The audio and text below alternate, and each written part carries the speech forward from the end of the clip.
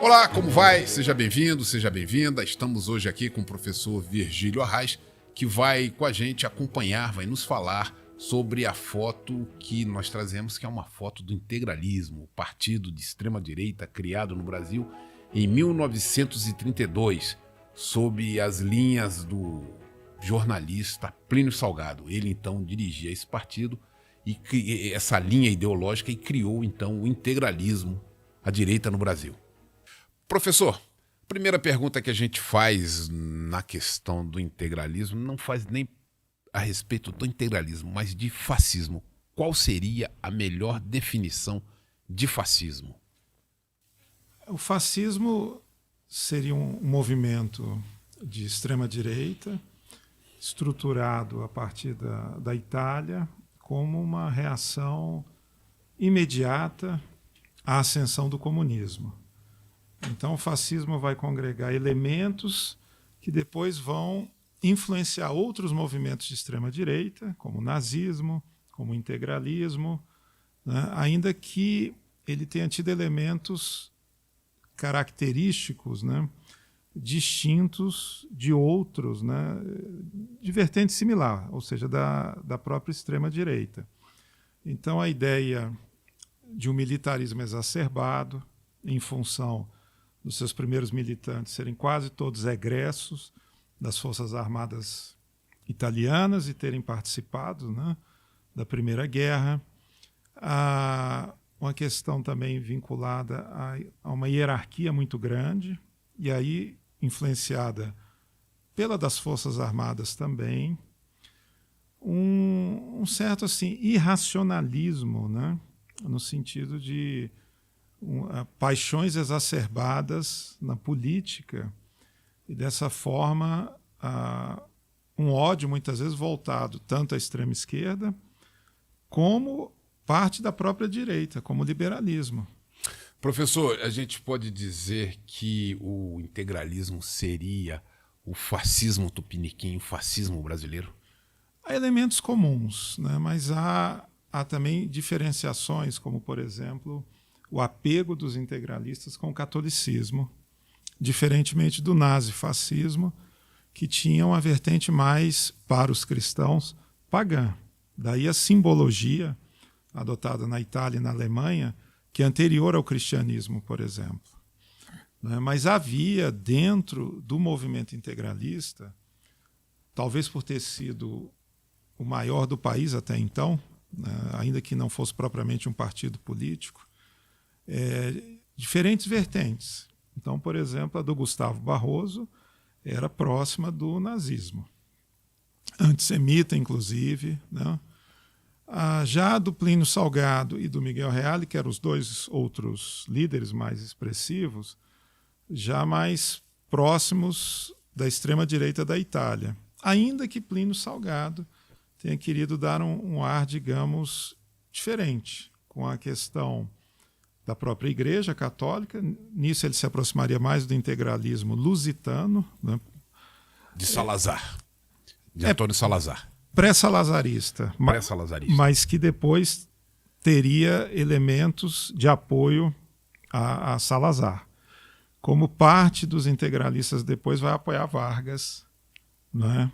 Por se identificar, quer dizer, eram movimentos também conservadores, a questão da família, a questão dos valores tradicionais. E tinha algo interessante, professor, que o integralismo ele se utilizava, ele não discriminava, né? Ele trabalhava tentando agregar o operariado, essa massa miscigenada brasileira, ele dava uma importância à participação do elemento miscigenado, do brasileiro miscigenado, e buscava também coisas, itens da nossa própria nacionalidade. Por exemplo, Papai Noel, ele foi descaracterizado, né? E passou-se então a se criar uma figura do vovô índio, que viria então trazer presente para as crianças.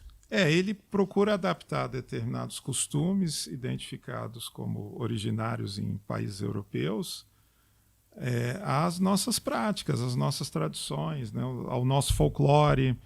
Daí a ideia da saudação indígena. Anauê, você é meu amigo, você é meu irmão. Ao mesmo tempo, a questão da ciência, ao se valer de símbolos, né? A participação da mulher. Também, né?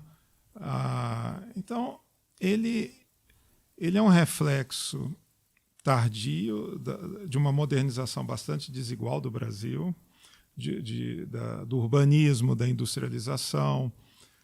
Lembrando que os movimentos, não todos, né, mas uma parte dos movimentos de vanguarda artística na Europa vai se integrar à extrema-direita, como o próprio movimento futurista na Itália, né, de Marinetti, e por isso que em algumas áreas do Nordeste a palavra marineta vai identificar o ônibus, em função da velocidade, em função do maquinário, em função desse modernismo, né? Então, o próprio Plínio Salgado havia participado do movimento modernista de 22, que também era dividido em dois, basicamente. Um que seria hoje considerado mais à esquerda e outro que seria considerado mais à direita.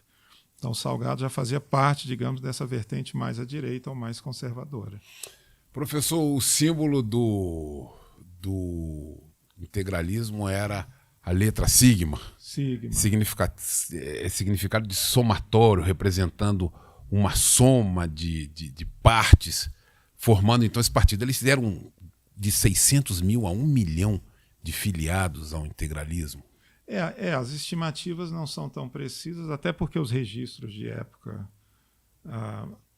vão se perder, ou depois, né, do banimento do movimento integralista, a pessoas com receio de algum tipo de retaliação política, né, vão fazer com que seus registros ou os arquivos sumam, desapareçam, né. Então, nós vamos ter sempre números aproximados, até porque também, como é um movimento que se vale dos meios de comunicação da época, ainda que incipientes, a ideia também era inflar números, né, nos desfiles. E eles desfilavam muito disciplinados, desfilavam de camisa verde, trajavam sempre camisa verde, sim, gravata. Eles, né, nesse sentido, se inspiravam nos movimentos de extrema-direita da própria Europa, né, até porque nossas condições climáticas não eram favoráveis a esse tipo de uniforme, né, manga comprida, né, quer dizer. E é um movimento que vai unir basicamente em função do anticomunismo. Daí a proximidade de muitos nomes da própria igreja, como o próprio, depois, né, futuro Dom, Helder Câmara.